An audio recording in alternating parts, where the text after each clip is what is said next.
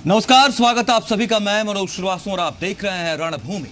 हरियाणा में कल से चौथी और पांचवी के छात्रों के स्कूल खुलने जा रहे हैं। सरकार और शिक्षा विभाग का दावा है कि बच्चों के स्वास्थ्य की सुरक्षा का पूरा ध्यान रखा जाएगा। इसके लिए एसओपी भी जारी की गई है, लेकिन अभिभावक अपने नौनिहालों के लिए थोड़े फिक्रमंद भी हैं, जबकि विपक्ष भी सरकार की तैयारियों पर सवाल उठा रहा है। ऐसे में सवाल बढ़ा ये कि आखिर कोरोना की तीसरी लहर की आशंका के बीच छोटे बच्चों के स्कूल खोलने का फैसला कितना सही है, कितना वाजिब है। क्या स्कूलों में बच्चों का पूरा ख्याल रखा जाएगा? क्या बच्चों के पढ़ाई और स्वास्थ्य सुरक्षा के मुद्दे पर सियासत भी हावी हो रही है? रणभूमि में इन सवालों के साथ ही कई और पहलुओं पर पूछेंगे सवाल, करेंगे पड़ताल।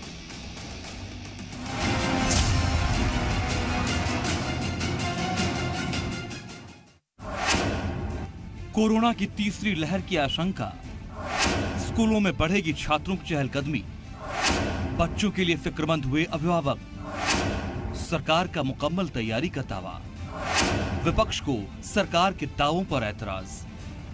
हरियाणा में कल से चौथी और पांचवी के बच्चों की क्लासेस शुरू हो रही हैं। इसके लिए सरकार हर स्तर पर तैयारी पूरी होने का दावा कर रही है, तो उधर शिक्षा विभाग भी कोविड नियमों का सख्ती से पालन किए जाने का भरोसा दे रहा है। हाँ, तैयारियों के मामले में हमें जो भी निदेशालय से गाइडलाइन मिली है, जो एसओपी की पुराने नॉर्म, हमारे जो पहले 6 से 12 के स्कूल खुले हुए हैं, वही एसओपी के नॉर्म हमें इसमें अपनाएंगे। लाइक जैसे कि बच्चों के अंदर सोशल डिस्टेंस भी रखना है, एक टेबल के ऊपर, एक चेयर के ऊपर एक बच्चे को रखना है, और इसी के साथ में बच्चे के अभिभावक से भी हमें सहमति पत्र भी लेना है। सरकार और शिक्षा विभाग नौनिहालों की सुरक्षा के दावे कर रहा है, लेकिन विपक्ष इस दावे पर यकीन करने को तैयार नहीं है, जबकि बच्चों के अभिभावक भी बच्चों के स्वास्थ्य की सुरक्षा को लेकर थोड़े आशंकित हैं। ठीक है, अखबारों में भी आ रहा है कि अब शायद थर्ड वेव में भी डेंजरस फॉर चिल्ड्रन, तो उसका बहुत सब एक्सपर्ट से एडवाइस नहीं करेंगे, काम करना चाहिए। और स्कूल खोले तो डिस्टेंसिंग कैसे मेंटेन होगी, बच्चों की कैसे मतलब होगा, सारे प्रिकॉशन लेना जरूरी है। स्कूल ओपन कर दिए हैं, बट कई पेरेंट्स ऐसे हैं अनएजुकेटेड जो अपने बच्चों को पढ़ा नहीं सकते घर पे बैठ के, तो इससे अच्छा है कि वहाँ पे जाएंगे, कुछ ना कुछ सीखेंगे। यहाँ पे तो ये है कि बच्चे या तो बाहर घूमेंगे, खेलेंगे, ज़्यादा इस चीज़ पे ज़्यादा उनका कंसंट्रेशन रहता है, पढ़ाई पर उनका कंसंट्रेशन रहता नहीं है।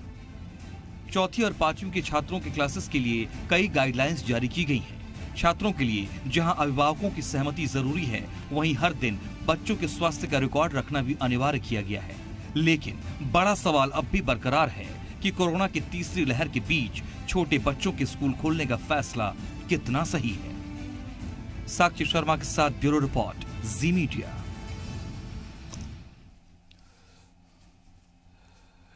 डिबेट आज इसलिए इस मुद्दे पर क्योंकि बात छोटे बच्चों की है, और ऐसे बच्चों की है जो शायद खुद से अपना ख्याल न रख पाए, और कोरोना महामारी जैसी घातक बीमारी और इस वायरस से बचाव के लिए जिस तरीके के नियमों का पालन करना जरूरी है, उसके लिए उन बच्चों के साथ होना, उनकी निगरानी करना भी उतना ही जरूरी हो गया। तो क्या यह संभव हो पाएगा ऐसी स्थिति में कि जब बच्चे अपने अभिभावक को लंबे समय बाद छोड़ करके स्कूल जाएंगे और वहां समय व्यतीत करेंगे, पढ़ाई को लेकर के उनकी बचकानी हरकतें भी होती हैं और कुछ नासमझे भी होती है। ऐसी स्थिति में कितना ख्याल उनका रखा जा सकेगा, और सरकार और शिक्षा विभाग जो दावा कर रहा है उसकी तैयारी जमीन पर कितनी मुकम्मल नजर आती है, और विपक्ष अगर आरोप लगा रहा है तो उस आरोप में, तर्क में कितना दम नजर आता है। ये तमाम मसले हैं, इस पर हम चर्चा करेंगे। बहुत सारे खास मेहमान आज रणभूमि में हमारे साथ इस डिबेट में शामिल हो रहे हैं। हम सीधे चलते हैं अपने पैनल के पास और आपको बताते हैं कि हमारे साथ कौन कौन लोग आज के इस डिबेट में शामिल हो रहे हैं। आपको बताते चले, हमारे साथ आज की इस डिबेट में शामिल हो रहे हैं बीजेपी से शत्रुव्रत शास्त्री जी, बहुत बहुत स्वागत है शत्रुव्रत जी आपका। बजरंग दास गर्ग जी हमारे साथ कांग्रेस से रहेंगे, बहुत बहुत स्वागत है बजरंग जी आपका। Doctor AP setae health expert के तौर पर अपनी राय रखेंगे, और सरकार के दावे और तैयारियां जो इस वक्त शिक्षा विभाग की है उस पर क्या उनको लगता है अनुमान, ये बताएंगे। रश्मि लोहान हमारे साथ एजुकेशन एक्सपर्ट के तौर पर रहेंगे, और आपसे भी हम समझेंगे कि छोटे बच्चों को लेकर के किस तरीके के का माहौल की जरूरत है और क्या तैयारियां उस तरह से नजर आती हैं। शत्रुव्रत शास्त्री जी, आपने जो तैयारियां की हैं, आपकी जो गाइडलाइंस स्कूलों की तरफ से जारी की गई है, स्कूलों को शिक्षा विभाग की तरफ से जो सभी जगह पर पालन जिसका किया भी जा रहा है, ऐसी स्थिति में कि जब छोटे बच्चे स्कूल आने शुरू हो रहे हैं, तो हम ये भरोसा चाहते हैं हरियाणा के लिए उन अभिभावकों के लिए जो अपने बच्चों को लंबे समय बाद आपके स्कूल के शिक्षा विभाग के भरोसे छोड़ने जा रहे हैं, क्या वो सुरक्षित रहेंगे? बिल्कुल। देखिए, अभी हरियाणा का ये पहला प्रयोग नहीं है। पहले 6 से 12 की व्यवस्था ठीक से चल रही है और इतने दिन के बाद में कहीं से किसी अप्रिय घटना का कोई समाचार नहीं है। इसलिए अभिभावकों को, विद्यार्थियों को और विद्यालय प्रबंधन समिति में अध्यापक और बाकी सब लोग लगे हैं। उनकी मेहनत और निष्ठा के साथ हम इस बात को पूर्ण विश्वास के साथ कह सकते हैं कि इस तीनों वर्गों का जब सहयोग मिला तो ये सारा काम ठीक चल रहा है। अब रही बात इससे थोड़ी सी कम उम्र के बच्चे, कम समझ के बच्चे, शरारती बच्चे या नटखट बच्चे जो आएंगे, उसके लिए भी अब क्योंकि पहला स्पेल जो है वो एजुकेटेड हो चुका है, बच्चे भी और अभिभावक भी और स्टाफ भी, और लगभग वो सब वैक्सीन भी हो गए हैं स्टाफ। तो ऐसे में दूसरा जो अभी ग्रुप आ रहा है बच्चों का, 4th, 5वीं और 6ठी, उसको संभालने में कोई दिक्कत नहीं आएगी। इसमें किसी प्रकार की शंका नहीं है, क्योंकि पहले बार में जो शंकाएं थी वो अब जो विद्यालय प्रशासन और सब जो कर रहे हैं उसने हमारी आशंकाओं को निर्मूल किया और एक विश्वास पैदा किया अभिभावक में, बच्चों में और टीचर्स में कि हाँ, जो सरकार का निर्णय है वो ठीक है। और तीसरी जो संभावना आ रही है कोरोना लहर की, उसके प्रति भी अभी बहुत ज्यादा कंफर्मेशन किस प्रकार का, क्योंकि इसके अंदर शंकाएं हैं। आज ही अखबार की एक न्यूज की मैं पढ़ रहा था, उसमें था कि वेरिएंट नहीं बदला है तो स्थिति नहीं बदलेगी। हाँ, वेरिएंट यदि बदलता और बदलने की संभावना होगी तो ही हो सकता है। बाकी अब अंडर कंट्रोल सारी स्थिति है। हम वैक्सीनेशन का भी प्रोग्राम बहुत आगे से तेजी से बढ़ रहा है। ठीक है, उसकी ओर भी ये अच्छी बात है सत्यव्रत जी, ये अच्छी बात है, लेकिन हम इस आशंका को जरा सा भी दरकिनार भी नहीं कर सकते हैं। ये भी हमें सतर्कता बरतनी होगी। फिर आपकी तैयारी पर बजरंग दास गर्ग जी, आपके पास आना चाहता हूं मैं। भूपेंद्र हुड्डा ने सवाल उठाया कि सरकार जिस तरीके से बच्चों को स्कूल भेजने के लिए फैसले ले रही है, ये अभी उसकी तैयारी के मुताबिक सही नहीं है। तो क्या यह माना जाए कि सरकार की तैयारियों पर विपक्ष को यकीन नहीं है, या यहां भी भ्रम की सियासत हो रही है? ये आरोप भी आप पर लग रहे हैं।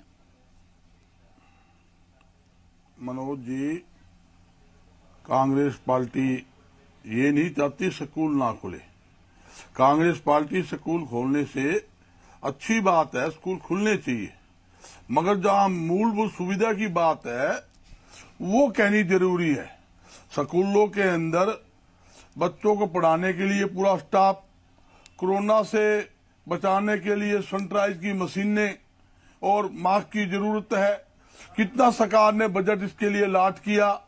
दूसरा, आप देखोगे जो प्राइमरी बच्चे जो स्कूलों में पढ़ते हैं वहां पर 70% सफाई कर्मचारी की कमी है। सरकारी आंकड़े ढाकर दे सकते हो। जब वहां सफाई कर्मचारी नहीं है तो बच्चों की शिक्षा कैसी होगी? ये एक बड़ी भाई चिंता का विषय है।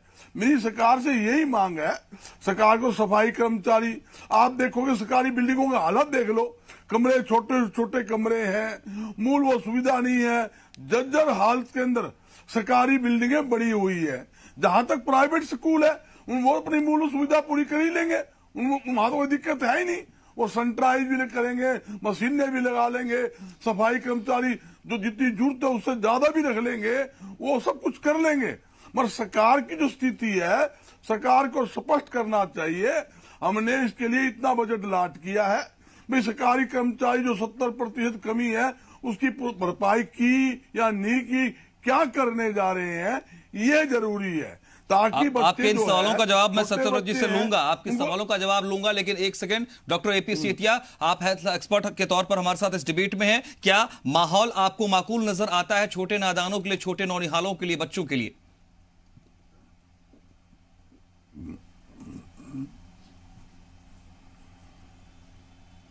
जहां तक हरियाणा की स्थिति का सवाल है जी, हरियाणा में केसेस की संख्या जो डेली केसेस रिपोर्ट हो रहे हैं कोई बहुत ज्यादा संख्या नहीं है। पूरे प्रदेश के अंदर 30 केस, 40 केस, 20 केस, 25 केस ऐसा रोज का एवरेज आ रहा है। और हिसार की अगर हम बात लें तो यहाँ तो 7 दिन तक, 6 दिन तक कोई केस ही नहीं आया, और 6 दिन के बाद अगर एक केस आया भी सही 20 लाख की आबादी में, तो कोई इसका ज्यादा सिग्निफिकेंस नहीं है हमारे हिसाब से।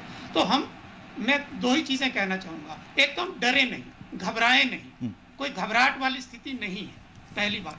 दूसरा, सजग रहें, अवेयर रहें, और तीसरा, सतर्क रहें, सावधानी बरतें, पूरी सावधानी अगर हम बरतेंगे, बच्चों को भी फिर से एक बार एजुकेट करेंगे कि उनको जो कोविड एप्रोप्रिएट बिहेवियर है यानी कि डिस्टेंस भी मेंटेन करनी है, हैंड हाइजीन भी मेंटेन करनी है और मास्क लगा के रखना है। अगर ये तीनों प्रिकॉशंस बच्चे और टीचर्स दोनों अगर इसका फॉलो करेंगे, और जो सपोर्टिंग स्टाफ है, चाहे वो अटेंडेंट है, चाहे वो स्वीपर हैं, चाहे पियोन है, वो भी सपोर्टिंग स्टाफ के लिए भी ज़रूरी है ये। और जो कन्वेंस का स्टाफ है, यानी कि ट्रांसपोर्ट करने वाला स्टाफ है, बस है, उसके अंदर भी हमारे को दूरी मेंटेन करनी है, वहाँ भी इन सारे नियमों का पालन करना है। अगर हम कोरोना से संबंधित जो भी नियम है इन तीनों का अगर हम पालन करेंगे और सजग रहेंगे, सतर्क रहेंगे, तो मुझे नहीं लगता कि कोई बहुत ज्यादा रिस्क बीमारी के फैलने का अभी फिलहाल कम से कम हरियाणा में है। और अगर ऐसी कोई आशंका होगी तो उससे 2-4 दिन पहले ही हमें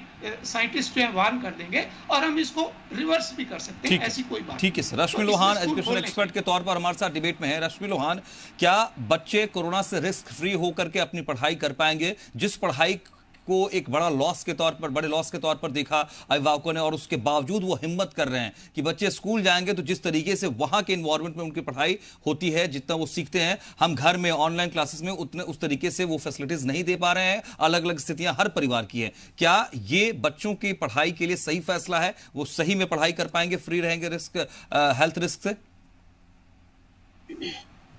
जी बिल्कुल, मैं ये समझती हूँ कि जिस तरह से एक छोटा सा एग्जाम्पल पहले दिखाया गया कि 6ठी से लेके 12वीं तक स्कूलों को खोला गया और स्कूल जो है वो बहुत सक्सेसफुली चल रहे हैं, तो मुझे नहीं लगता कि 4ठी-5वीं के लिए कोई भी परेशानी है। मैं अपने आसपास के स्कूलों की बात करती हूँ, लगभग सारा का सारा स्टाफ जो है वो वैक्सीनेटेड हो चुका है, ग्रुप डी सारे वैक्सीनेटेड हो चुके हैं। स्कूलों में पूरी तैयारी है, बच्चों को किस तरह से सुरक्षित रखा जाए, उनकी क्लासेस को कैसे सैनिटाइज करना है, बसेस को कैसे सैनिटाइज करना है। मुझे नहीं लगता इसमें कोई भी किसी भी तरह का खतरा है। और अब बेसिकली बच्चों के अंदर भी वो अवेयरनेस आ गई है। मैं 6ठी से 12वीं वाले बच्चे जो अभी स्कूल में आ रहे हैं, जिनसे हम हर रोज मिलते हैं, मैं देख रही हूँ बच्चे बहुत अवेयर हैं, वो मास्क पहनते हैं, वो जब अपने आप जैसे कहीं ग्रुप में अगर उन्हें जाना है तो वो अपने आप डिस्टेंसिंग को फॉलो कर रहे हैं। बच्चे आजकल एक्चुअली बहुत समझदार हैं। और थोड़ा सा स्टाफ का सुपरविजन, थोड़ी सी स्कूल की जिम्मेदारी, अगर हम सब जिम्मेदारी लगे तो मुझे नहीं लगता कि इसमें कहीं भी कोई भी रिस्क है। और अगर आप देखिए अपने चारों तरफ दुनिया को देखिए, संसार को देखिए, सब खुला हुआ है, तो बच्चे ही अपनी उस बेसिक चीज से महरूम क्यों है? वो उन्हें क्यों ना प्रॉपर शिक्षा दी जाए? और मुझे नहीं लगता, जब जिस तरह से एक बहुत सुंदर एग्जाम्पल सरकार ने 6 से 12 छठी क्लास से लेकर 12वीं क्लास तक के स्कूलों को खोल के जो लिया, और जितने सक्सेसफुली ये क्लासेस चल रही हैं, इसमें कहीं भी कोई दो राय नहीं है कि सभी स्कूल अब पूर्णतया सक्षम हैं कि वो छोटे बच्चों को स्कूल में वेलकम करें और पढ़ाई को शुरू करें। क्योंकि एजुकेशन का असलियत में इस समय पे आप अगर देखें तो बहुत ज्यादा नुकसान हो रहा है। ठीक है। बच्चे ऑनलाइन पढ़ाई जो है वो कभी कोई ऑल्टरनेटिव नहीं है। मतलब आप अगर फिजिकल टीचिंग की बात करें तो उसका कोई ऑल्टरनेटिव नहीं है। तो स्कूलों को खोलने में मेरे हिसाब से फिलहाल कोई बुराई नहीं है, स्कूल खुलने चाहिए। सही है, ठीक है। सतव्रत जी, कुल मिलाकर के स्थिति अभी हम जो पहले सेगमेंट में एक तरीके से हम डिबेट को देखें तो ये है कि भाई ठीक है, फैसला सही है, लेकिन जो चुनौती है, जो चैलेंज है, वो ये है कि मॉनिटरिंग कितनी बेहतर तरीके से होती है, कि क्या आप लोगों ने गाइडलाइंस की हैं, शिक्षा विभाग की गाइडलाइंस है, उसका सही से पालन हो रहा है, नहीं हो रहा है, किसी तरह की कोई कोताही किसी भी जगह पर नहीं हो, ये सुनिश्चित करना होगा। तो क्या लगता है आपको कि इसके लिए कोई व्यवस्था की गई है? देखिए, इसके लिए पहले से पर्याप्त एक तंत्र सरकार का, एजुकेशन डिपार्टमेंट का पहले से रहे। उसके लिए कोई स्पेशली चलाने की आवश्यकता नहीं, और चलाने की आवश्यकता भी होगी मॉनिटरिंग की, तो कुछ लोगों को उसके अंदर एडजस्ट किया जा सकता है। बाकी जो तंत्र है, हेडमास्टर हैं, बीओ हैं, डीओ हैं, फिर अलग अलग प्राइमरी के लिए और मिडिल के लिए, बाकी सारा बड़ा अच्छा तंत्र एजुकेशन डिपार्टमेंट का पहले से है जी। तो मुझे नहीं लगता उसके लिए कोई और अतिरिक्त कोई व्यवस्था करने की आवश्यकता पड़ेगी। हाँ, इन दोनों एक्सपर्ट्स के माननीय जो आपने आज चैनल पर बैठे हैं, उनका सम्मान करते हुए मैं ये बात कहना चाहूंगा कि कितने भी, चाहे हमारे पास कोरोना के पॉजिटिव केसेस ना भी आ रहे हों, कितने भी हम पहले वाली क्लासों को ठीक चला रहे हों, तो भी हमें किसी प्रकार का आलस्य, प्रमाद या किसी प्रकार के ढिलाई की सोच नहीं होनी चाहिए। पूरी मुस्तैदी के साथ, पूरी सजगता के साथ और पूरी ईमानदारी के साथ उन अभिभावकों का भी दिल जीतना है जिनके बच्चे अब कल से स्कूल में आने लगेंगे जी। तो 2-4-5 दिन में ये व्यवस्था ठीक होगी। और कांग्रेस के प्रवक्ता को मुझे लगता है कि शायद जानकारी ना हो, या जानकारी हो तो कांग्रेस के समय की हो, जिस प्रकार उन्होंने कहा कि सतव्रत रूप से।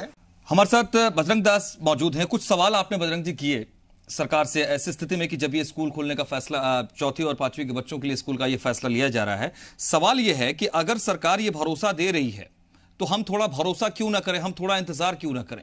पहले ही पूरा लेखा जोखा ब्यौरा मांग लेना क्या सही है, या थोड़ा इंतजार कर ले कि देखिए सरकार कर क्या रही है, उसकी व्यवस्था में कितना दम है?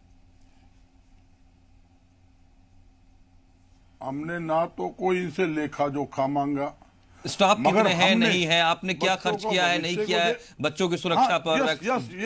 मैं इसीलिए जो मैं कह रहा हूं टू कैरी दैट पॉइंट। जी, जो मैंने बात रखी है, सुनो, देखो सरकार जो होती है, सरकार से मांग करने का काम विपक्ष का है, बिल्कुल बच्चों का भविष्य की बात है, तो उसके लिए जरूरी है हम अपनी बात कहें।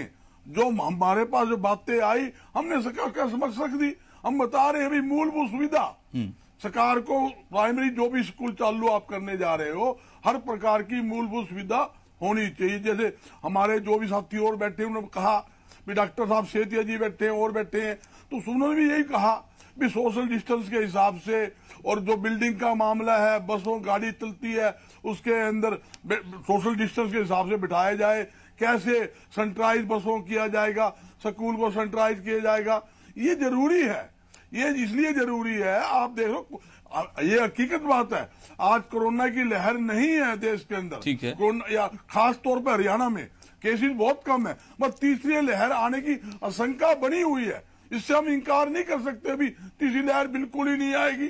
जब आप बड़े बड़े वैज्ञानिक कह रहे हैं अक्टूबर में, ठीक है, आपकी इस बात से मैं भी सहमत हूं, मैं भी सहमत हूं बजरंग जी, मैं भी सहमत हूं, क्योंकि सतव्रत जी बिल्कुल मैं इस बात, देखिए इस बात से तो मैं भी सहमत हूं कि हम इस आशंका को दरकिनार तो नहीं कर सकते हैं, आपको उसके लिए तैयार रहना पड़ेगा और उसके हिसाब से भी सोचना पड़ेगा, और जब छोटे बच्चे हैं तो ज्यादा सोचना होगा। इनका सवाल जो है इसका जवाब मिलना चाहिए बजरंग जी के सवाल का, आपके सवाल का और बजरंग जी के सवाल का। आपको शायद मैंने इससे ब्रेक से पहले ये कहा था कि किसी प्रकार का भी आलस्य, प्रमाद और ढिलाई हम ना करें, ये हमारे लिए चुनौती है, उसको हम स्वीकार भी कर रहे हैं और सबको मिलकर इसको करेंगे। लेकिन कांग्रेस को टिप्पणी करना ये एक स्वाभाविक सी प्रक्रिया हो गई, कितना भी अच्छा काम हो उसमें मिनमेख निकालना, कहीं आवश्यकता नहीं है टिप्पणी करने की तो भी करना, क्योंकि अखबार में और टीवी पर बने रहना ये इनकी आदत में है, क्योंकि पहले से ये स्टेशन में है कि इतने सालों तक हमने सत्ता में रहा, जिनसे छूट गई, जनता इनको चाह नहीं रही। ये कोरोना की जिस महामारी की हरियाणा में बात करते हैं, तो केरल के अंदर क्या हाल है, वहाँ कोई भी कांग्रेस का कोई नेता, कांग्रेस का कोई प्रतिनिधि, वहाँ किसी प्रकार का भी कोई मूवमेंट इन्होंने नहीं की। आज देश में 80% केस केरल से आ रहे हैं, तो केरल में कांग्रेस की सरकार है, कांग्रेस सारे देश से मुक्त हो चुकी, उनके पास कोई काम नहीं है, तो सारे देश के नेताओं और कार्यकर्ताओं को मिलकर केरल की जनता की सेवा को, जो जनता ने इनको पर विश्वास करके, भरोसा करके सत्ता दी, उसके ऊपर कम से कम राहुल गांधी को तो इज्जत बचाने के लिए केरल ने स्वीकार किया, उसके प्रति दायित्व नहीं। लेकिन हरियाणा की समस्याओं में बार-बार टांग अड़ाना, बार-बार अपनी उस बात को रखना कि हम क्या कर रहे हैं, हम क्या कर रहे हैं, ये क्या कर रहे हैं, इन बजरंग जी को इतनी समझ नहीं है कि वो कह रहे हैं कि कमरे छोटे हैं।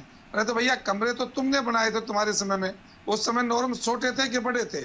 अभी तो कोई नॉर्म्स के अभाव में कोरोना आया था, और इसमें सरकार ने स्कूल बनाए, बिल्डिंग बन रही है, तो सब नॉर्म्स में बन रहे हैं। लेकिन यदि छोटे कमरे की आपको ध्यान है और ये पता है कि छोटे कमरे हैं, तो आपके समय बने होंगे वो छोटे कमरे, तो क्यों बने छोटे कमरे? उस समय भी ध्यान रखना चाहिए था। ये कोरोना के कारण से बड़े छोटे कमरे नहीं होते। ठीक है शास्त्री जी, थोड़ा सा आप रुक जाएं अगर, तो बजरंग जी को भी सुन लीजिए उनके भी तर्क, वो विपक्ष में है, उनकी भूमिका महत्वपूर्ण है। देखिए मनोज जी, आप जब मुझे ये कहेंगे कि आपको बोलना है, यदि बीच में कोई डिबेट करता है तो मेरा रुकने का कोई मतलब नहीं। आप मुझे कोई नहीं, डिबेट बहस वाद विवाद का मतलब ही है कि हम एक निष्कर्ष पर पहुंचे। हाँ, बात कंट्रोल आप कर रहे हैं, सारा आप करेंगे, ऐसे कोई स्वतंत्रता से डिबेट नहीं होता। अगर मर्जी बोले जाएगा, जब बोलने का समय आपने मुझे दिया, आपने संकेत नहीं किया तो मुझे रुकने का कोई काम नहीं। और ऐसे भी कोई बोलेंगे। अच्छा, मेरे जहन में एक जानकारी एक सवाल आ रहा है, एपी सेतिया जी के पास आना चाहता हूँ। एक मिनट डॉक्टर साहब, सरकारी स्कूल और प्राइवेट स्कूलों, अच्छा ठीक है, बजरंग जी प्लीज कंप्लीट। एक सेकंड प्लीज, एक सेकंड लूंगा। आप इसे शास्त्री रूप पूछ लो, सरकारी स्कूल की बिल्डिंग की हालात क्या है? अगर ये कह रहे 100% फिट है तो मैं जिम्मेवार। हालात क्या है प्राइवेट स्कूल के मुकाबले में? जिम्मेवारी लोग अपने पार्टी की, अपने नेताओं की, अपने स्थिति की जिम्मेवारी लोग, थोड़ी सी बारिश हो जाए, थोड़ी सी बारिश हो जाए, सरकारी स्कूल की बिल्डिंग चूने लगती है। क्या ये बात करते हैं? बजरंग जी, आपके सवाल महत्वपूर्ण है, और चाहे मैं कहता हूं कि चाहे एक भी स्कूल में व्यवस्था कमी है तो ये सरकार की जिम्मेदारी है कि उस व्यवस्था को आपको दुरुस्त करना है, न सिर्फ बच्चों के इस मुद्दे के लिए बल्कि सार्वजनिक तौर पर बड़े प्रोस्पेक्ट पर शिक्षा व्यवस्था के लिए। सेतिया साहब, जल्दी से एक रिएक्शन चाहूंगा। सरकारी स्कूल और प्राइवेट स्कूलों के बीच कोई मसला तो नहीं फंसेगा व्यवस्थाओं को लेकर? आप किसी बात को मानते हैं? हालत खराब, सफाई कर्मचारी आपके पास नहीं है। जी sir, please Bajrang ji please, आपकी बात सुनी हमने, प्लीज। इतनी छूट बजरंग शास्त्री जी प्लीज सेतिया साहब रिएक्शन प्लीज। देखिए ऐसा है, कोरोना नहीं पहचानता बच्चा सरकारी स्कूल में बैठा या प्राइवेट स्कूल में बैठा जी। कोरोना के लिए तो माहौल अच्छा बनाना पड़ेगा हमें, चाहे वो स्कूल कैसा भी हो, सरकारी हो, प्राइवेट हो, कैसा भी हो, उसका डिस्टिंक्शन जो है वो कोरोना नहीं करता। ठीक है सर, ठीक है सर। वायरस को नहीं पता कैसा स्कूल है। ठीक है रश्मि जी, इसी तरह की व्यवस्था है कमोबेश? हम ये यकीन करें, अभिभावक यकीन करें कि चाहे स्कूल निजी हो या सरकारी, सभी जगह सुरक्षा। हाँ, सुरक्षा के मैं बिल्कुल इतना ही कहना चाहूंगी कि ये ऐसा मैटर नहीं है जो हम इस तरह के मुद्दों को उठाएं, इसे बहुत पेशेंस से डील करें। व्यवस्था में कहीं कोई कमी नहीं है, थोड़ा सा बस अलर्ट रहने की जरूरत है, बस दिमाग में रखने की जरूरत है कि हमें अपने बच्चों को सेफ रखना है, संभाल के रखना है, और साथ साथ शिक्षा को भी चलाते रहना है। ये इतना बड़ा इशू नहीं है। जिस तरह से आराम से छठी से 12वीं की सरकार के दावे और विपक्ष के तर्क के बीच आप लोगों के सुझाव और आपके एक्सपीरियंस ये भरोसा कम से कम देती है कि अभिभावक जो है वो इस तरीके से नहीं डर सकते हैं कि उनके बच्चे अगर कल से स्कूल जा रहे हैं उनको छोड़ करके, तो बहुत बड़ा रिस्क है। वो उनको भी ट्रेन करे, थोड़ा सजग रहें, और स्कूल के लोग ध्यान देंगे। और सरकार के तौर के लिए विपक्ष तो खैर आईना दिखाने के लिए खड़ा है, जहां कोई बात आएगी विपक्ष आईना दिखाएगा और हर पहलू पर हम आपके साथ रखेंगे सवाल और उस पर जवाब लेंगे। बहुत शुक्रिया आप सबका हमारे साथ इस डिबेट में शामिल रहने के लिए, इस बड़े मुद्दे पर बात करने के लिए। तो महत्वपूर्ण ये कि बच्चे जब स्कूल जाएं तो वहां उनका पूरा ख्याल रखा जाए और अभिभावक बिल्कुल इस डर में ना रहें, पूरी तरह से इस डर में जकड़े ना रहें कि बच्चे जाएंगे तो कल पता नहीं क्या होगा। आप भरोसा कीजिए, और अगर जरा से भी लापरवाही आए तो फिर विपक्ष से पहले जी पंजाब हरियाणा हिमाचल आपको यह भरोसा देता है कि हर मसले को सरकार के सामने लेकर डट कर खड़े हो जाएंगे। शुक्रिया आप सबका हमारे साथ रहने के लिए। डिबेट